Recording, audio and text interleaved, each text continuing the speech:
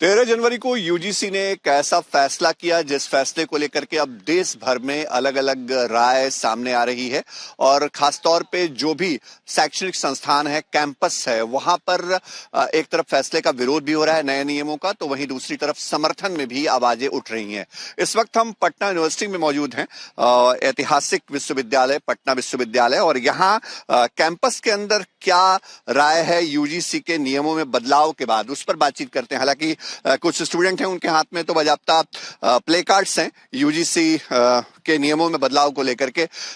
UGC ने जो नियम लागू किए 13 जनवरी को, उस नियम का आखिर विरोध आप लोग क्यों कर रहे हैं? क्योंकि हाथ में तो आपने प्ले कार्ड ले रखा है। बिल्कुल, बहुत बहुत धन्यवाद। बिल्कुल, जिस प्रकार से ये बिल लाया गया है, तो हम आदरणीय प्रधानमंत्री जी से आग्रह कर रहे हैं कि इसकी जरूरत क्यों है।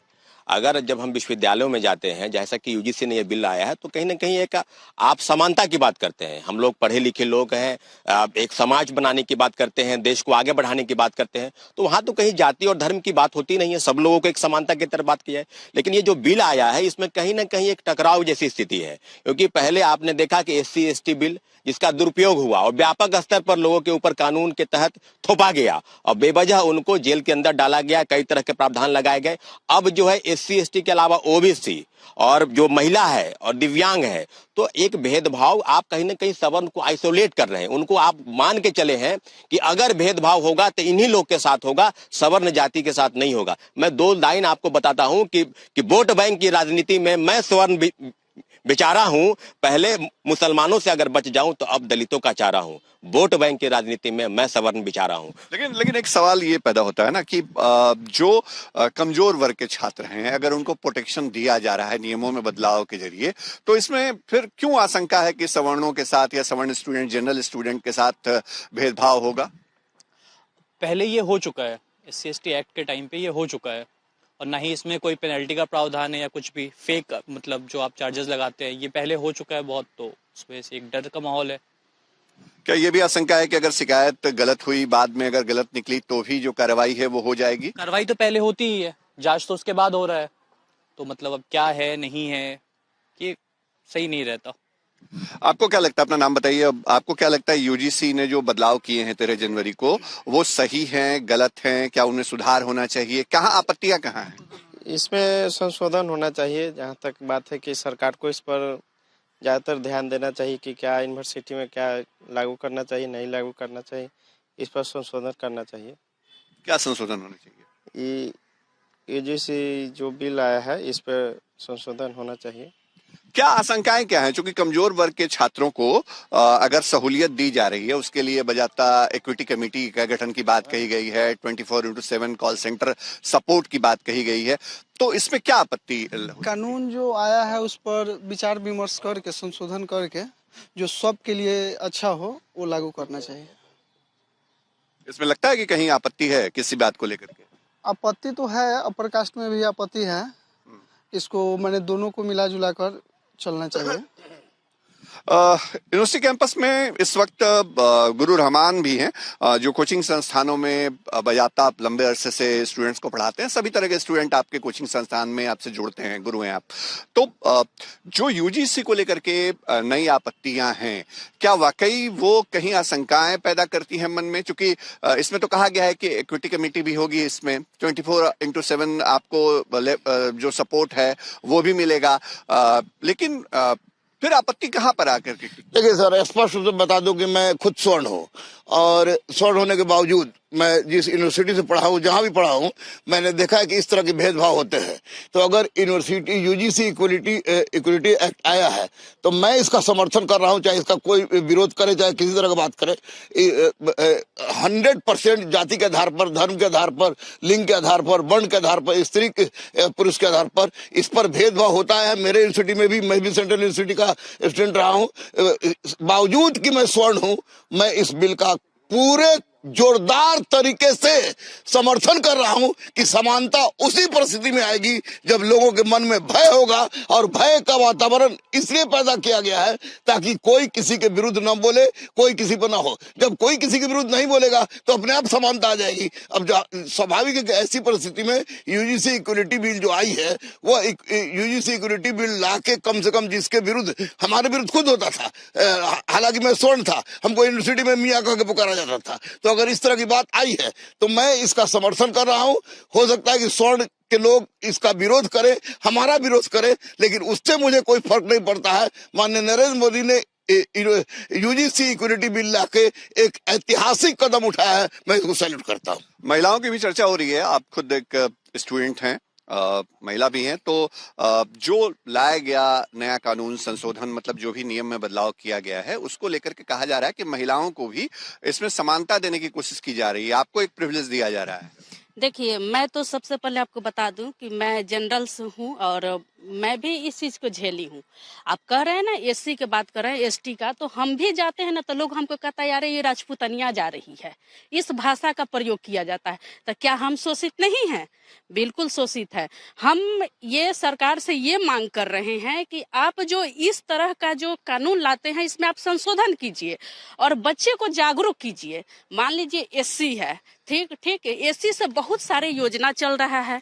जब 10th पास करता है 11th के बाद सरकार उसको फ्री ट्यूशन दे रही है, तो उस बच्चे को जागरूक कीजिए। आपको पीएचडी फेलोशिप करने के लिए उसको विदेश में करेगा तो उसको फ्री आपको स्कॉलरशिप दिया जाता है। आईआईटी आईआईएम के लिए उसको फीस मतलब मुहैया कराया जाता है। तो आप देखेंगे कि इतने दिन से रिजर्वेशन मिल रहा है फिर भी वो पिछड़े हुए हैं। क्यों पिछड़े हुए हैं? क्योंकि वो जागरूक नहीं है। इसका दोषी कौन है? ये राजनीति पार्टी है जो बैठ कर सिर्फ राजनीति करते हैं, समाज को जो है ना तोड़ने का काम करते हैं, सिर्फ अपना वोट जो है बनाने का काम करते हैं। आज आप सर्वे कीजिए, हर जगह कोई भी विधायक किसी भी पार्टी का क्या क्षेत्र में जाता है कि ये जनरल को कष्ट है, चाहे ओबीसी को कष्ट है, चाहे एससी को कष्ट है, चाहे एसटी को, आप पता लगाइए तो कभी नहीं जाता है। क्या इसके लिए जनप्रतिनिधि जिम्मेवार नहीं है? वहाँ का मुखिया जिम्मेवार नहीं है? वहाँ का पंचायत समिति जिम्मेवार नहीं है? सबसे पहले ये हम इस एक्ट का विरोध करते हैं। इसके जगह है कि आप ऐसा संगठन लाए, ऐसा एक्ट लाए जो बच्चे को जागरूक करे। जो ग्रामीण स्तर की महिला है, जो ग्रामीण स्तर के बच्चे हैं, जो अपने अधिकार को नहीं जान पाते हैं, जब वो अपने राइट को जानने लगेंगे ना तो खुद अपना अधिकार ले लेंगे। ऐसा क्यों लगता है कि जो जनरल कैटेगरी के स्टूडेंट हैं उनके साथ इस नए नियम के आने के बाद कोई बदलाव हो जाएगा या फिर उनके साथ अन्याय हो जाएगा? क्यों आप लोगों को ऐसा लगता है? इस नियम सरकार ने तो बेहतरी के लिए नियम ये किया। इस नियम में साफ साफ जैसे कहा गया है कि 3 साल के लिए है ना जेल हो जाएगा, ये ऐसी सब बात कही गई है इस बिल में। इसलिए डर लगता है कि कहीं ना कहीं कि भेदभाव तो होगा ही, बिना किसी है ना झूठे आरोप में भी किसी को फंसा के जेल भेज दिया जाएगा, ऐसी सब बात है। एक आशंका ये भी है लोगों के मन में कि अगर गलत आरोप लगाया गया तो जो गलत आरोप लगाने वाले हैं उनके ऊपर फिर बाद में क्या होगा, ये भी एक सवाल कहीं ना कहीं है। क्या ये वाकई ये आशंका है क्या? जो गलत आरोप, जो फेक आरोप लगा के और केस कर देते हैं, केस करना है इसमें, तो उसमें ये नियम कहीं नहीं है कि जो केस कर रहा है वो सबूत देगा। जिस पर केस हो रहा है अब वो सबूत देगा अपने बचने के लिए कि अब हम कैसे बचें। सर एक बात जी बताइए। एक बात मैं स्पष्ट रूप से बता दूं कि गलत आरोप की जहां तक बात हो रही है तो उसमें जो लोग इसकी जांच करने वाले हैं, जांच करने वाले के लिए किसी वर्ण और कास्ट की बात नहीं की गई है। उसमें जनरल लोग भी रहेंगे, इसे 100% जनरल लोग भी रहेंगे। तो ये गलत आरोप होगा तो उसका स्पष्ट रूप से जांच होगा। अगर इतना बड़ा एक्ट आया है यूजीसी इक्वलिटी एक्ट, तो इस एक्ट के अंदर जरूर ना कोई बात। आपको मैं बता दूं, हो सकता है पटना विश्वविद्यालय में ऐसा नहीं हो, मैंने बीएचयू को देखा है, मैं इलाहाबाद यूनिवर्सिटी को देखा है, मैंने आपको दिल्ली यूनिवर्सिटी को देखा है। हर जगह किसी न किसी रूप में आपको कास्ट के आधार पर, जेंडर के आधार पर, लिंग के आधार पर भेदभाव होता रहा है अभी तक, आजादी के इतने सालों के बाद। तो यही कारण है कि मैं फॉरवर्ड होने के बावजूद, मेरी पत्नी फॉरवर्ड होने के बावजूद मैं इस बिल का समर्थन कर रहा हूं, क्योंकि इस बिल का निराकरण जहां अगर समस्या होगी आप समर्थन कर रहे हैं, आप विरोध कर रहे हैं, नतीजा क्या होगा? तब तो ये सारी चीजें फंस जाएंगी। देखिए, एक बात स्पष्ट समझ लीजिए कि पूरे देश में जहाँ भी विश्वविद्यालय है और यूनिवर्सिटी ग्रांट कमीशन अनुदान देती है, लोग के स्वायत्त संस्था है, या उसको किस प्रकार से उसका संरक्षण करना है या उसको कहीं ना कहीं फर्जी डिग्री रोकना है, सब चीजों को देखती है। लेकिन ये जो जिस विषय को लेकर अभी बिल पारित हुआ है, कहीं ना कहीं इस बिल के बाद जो भी मतभेद नहीं न के बराबर है। आप कहीं भी कैंपस में जाएंगे, मैं मानता हूं कि थोड़े बहुत हर जगह रहते हैं, क्योंकि आप जानते हैं कि सवर्ण हो, एससी हो, एसटी हो या अन्य जितने भी कास्ट है, कहीं ना कहीं थोड़े बहुत मतभेद रहते हैं।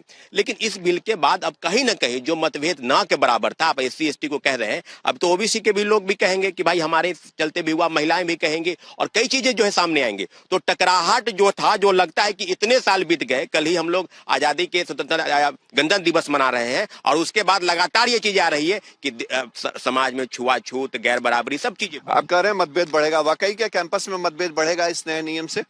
देखिए, कैंपस में कहीं से भी मतभेद बढ़ने का सवाल नहीं है। मतभेद तो यूजीसी ने तो रिपोर्ट ला करके बता दिया है, जो कैंपसों में 118% जो है भेदभाव बढ़ चुका है इन हाल के वर्षों में। तो उस भेदभाव को अगर खत्म करना है, समानता की बात करनी है, हम संविधान को मानने वाले लोग हैं, और दूसरी तरफ जब उस भेदभाव को खत्म करने के लिए जब यूजीसी के द्वारा इक्विटी बिल लाया गया है, तो फिर इस पे इतना हाई तौबा क्यों हो रहा है? एक तरफ रोहित वेमुला इसी भेदभाव के वजह से अपनी जान का कुर्बानी दे दिया, उसके न्याय के लिए जो आज जो लोग विरोध कर रहे हैं, कभी ये समर्थन में आए हैं क्या? कल तक जो लोग पूरे हिंदू हिंदू की बात करते थे, सारे जातियों को, ओबीसी हो, एससी हो, एसटी हो, सबको कहते थे तुम हिंदू हो, बटोगे तो कटोगे, और आज वही लोग बेनकाब हो रहे हैं। आखिर क्यों? हाय तौबा क्यों है? जब वह भी हिंदू है, आप भी हिंदू है, हम भी हिंदू है, और उसको अगर कहीं से भी अनजस्टिस हो रहा है हायर एजुकेशन में, विश्वविद्यालय में, कॉलेज में, यूजीसी में, कहीं पीएचडी एडमिशन में, अभी हाल का घटना है इलाहाबाद विश्वविद्यालय का, वह वंचित तबका। आपको लगता है कि आपको लगता है कि जो फैसला यूजीसी ने किया है नए नियम का, वो सही है? सही है, और हाय तौबा करने की भी जरूरत नहीं है। अगर उस बिल के आधार पे एक कमेटी बनती है विश्वविद्यालय में, कॉलेज में, तो यहाँ के जो हेड होंगे, यहाँ कॉलेज के जो सर्वे सर्वा हैं, जो प्रिंसिपल होते हैं, जो वाइस चांसलर होते हैं, वह उस कमेटी के हेड होंगे। ऐसा नहीं है उसमें जो और जो मेंबर होंगे वह जो चाहेंगे और जो उस कमेटी के जो सर्वे सर्वा हैं वह नहीं कुछ कर पाएंगे। आपको ये लगता है कि जनरल स्टूडेंट्स के साथ ऐसा भेदभाव नहीं हो सकता है? देखिए, जब यह बात कर रहे हैं तो सेंट्रल यूनिवर्सिटी की आप बात कीजिए, देश भर के सारे।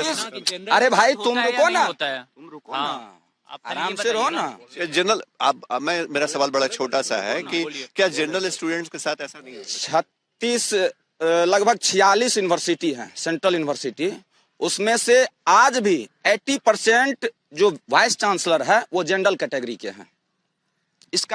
सवाल वो नहीं है, सवाल ये है कि क्या वाकई ऐसा जनरल स्टूडेंट्स के साथ नहीं हो सकता है? ऐसा लगता है क्या? मतलब ये सवाल, चूंकि आशंकाएं हैं इनकी, इसलिए भेदभाव अगर कहिएगा तो जो जहां डोमिनेंसी में है वह एक दूसरे के साथ भेदभाव करता है। मैं एक रिसर्च स्कॉलर हूं और पटना विश्वविद्यालय का दर्जनों ऐसा उदाहरण आपको मैं दे सकता हूं। कई वर्षों से मैं एज ए स्टूडेंट एक्टिविस्ट के तौर पे यहाँ लड़ाई लड़ा है। वो फिर बाद में आएंगे आपसे। आपको क्या लगता है कैसे ये समस्या खत्म होगी? क्योंकि विवाद तो है, आपके बगल में खड़े जो आपके मित्र हैं, साथी हैं, वो कह रहे हैं कि ये नियम सही है, आप कह रहे हैं नियम गलत है, तो कैसे फिर नतीजा निकलेगा? तो वो जो कह रहे हैं भेदभाव हो रहा है, तो किसके साथ नहीं हो रहा है भेदभाव? तो ये जानना चाह रहे हैं। जनरल के साथ नहीं हो रहा है, ये रिसर्च स्कॉलर हैं या जो भी हैं, तो ये बता दे कि अगर जनरल के साथ नहीं हो रहा हो। सवाल घुमाने का बात नहीं है ना, आप ये बताइए कि जनरल के साथ नहीं हो रहा। चलिए, ये हम आपको बता रहे हैं। ये देखिए, पटना यूनिवर्सिटी के कैंपस में हमारी मौजूदगी है और अभी से ही जो मतभेद है वो भी दिख रहा है। कोई समर्थन में है नए नियम के, तो कोई विरोध में है, और कह सकते हैं कि आशंकाएं हैं और उन आशंकाओं का जवाब सरकार ही दे सकती है। जाहिर तौर पे अपने अपने दावे हैं, अपने अपने तर्क हैं। सहयोगी कैमरा पर्सन नदीम आलम के साथ शशि भूषण, आज तक।